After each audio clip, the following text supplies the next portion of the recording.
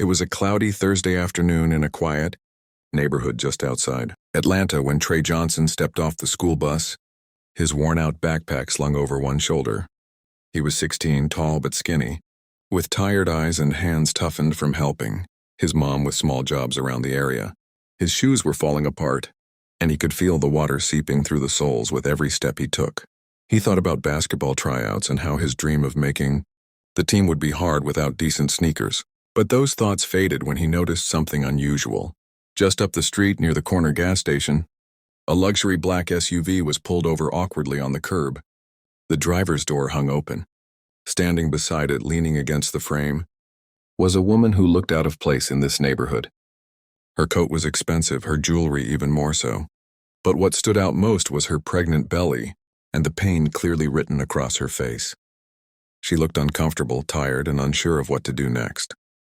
Trey paused, glanced around. Nobody else was nearby. He stepped forward cautiously, raising his voice just enough to carry. "Ma'am, you all right?" The woman turned quickly, startled. Her name was Rebecca Lane, though she didn't say it yet. Her expression was guarded. This wasn't a part of town she was used to being in, and she didn't expect a teenager to stop and ask if she needed help. "My car just stopped running," she said after a moment. "Battery or fuel, maybe. My phone's dead. I've been trying to wave people down, but..." Trey nodded.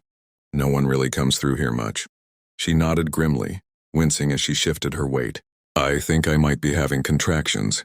It's probably Braxton Hicks, but I need to get home. Or at least somewhere safe." He looked at her closely. She wasn't in full labor, but she was definitely uncomfortable. "I live around the corner. We got a landline. You can come charge your phone, use it whatever you need. Or I can go call someone if you don't want to move." She hesitated. "Are your parents home?" He shook his head. "Just me for now.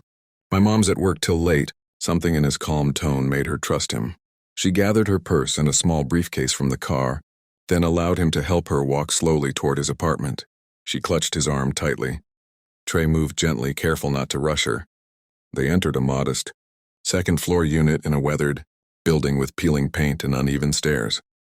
Inside it was neat, old furniture, a warm smell of candles and laundry detergent, and family pictures on the wall. Trey poured her water and plugged in her phone, while she sat on the couch catching her breath. After 10 minutes, her phone finally buzzed back to life. She made a call, and her personal driver promised to get to her as soon as possible. As she waited, she talked to Trey, asking about school, life, what he wanted to do when he got older. He told her about his mom working 2 jobs, about how he dreamed of becoming a physical therapist or maybe starting his own gym. He mentioned how hard it was just to think about college, when basic stuff like shoes and meals were sometimes a stretch. Rebecca listened closely. She didn't say much, but her eyes softened. When her car finally pulled up, she stood and thanked him. Then she asked for a piece of paper and wrote down his full name and address. "You're a good kid, Trey. You didn't have to stop. But you did." A week later, Trey thought the whole thing was over. Life was back to normal. Backpacks, classes, part-time work. Then just after school, there was a knock on the door. His mom answered and gasped. Standing there was Rebecca, wearing a blazer and heels, looking calm, powerful, and different from the scared woman they'd helped last week. She wasn't alone. Behind her were 2 assistants and a man in a crisp black suit holding a briefcase. Parked outside was a silver Range Rover and a black Lincoln Navigator.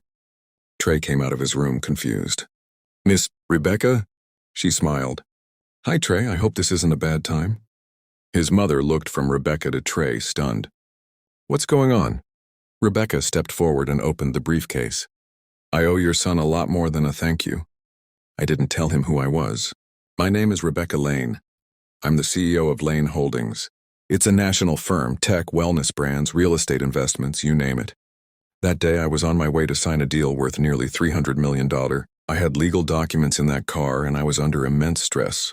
If I hadn't made it home, the deal would have fallen through. But more than that, I was scared. And your son helped me." She handed Trey a heavy envelope. "I've started a new nonprofit foundation under our umbrella, the Lane Legacy Project, focused on empowering underprivileged youth, education, mentorship, internships, you name it. I want you, Trey, to be a founding ambassador. You'll have a paid position, full college tuition wherever you choose to go, And this, she placed a legal document on the table. This is your ownership share. 10% equity in the project. You'll be a stakeholder from day one. His mother nearly fainted. Excuse me? Did you say 10%? Rebecca nodded. He showed more character in 10 minutes than most business partners do in 10 years. That kind of integrity. That's rare. I want Trey involved, not just as a name, but to help build something real. Trey was speechless. The paper in his hand said everything was real. He wasn't dreaming. In the months that followed, Trey's life changed dramatically.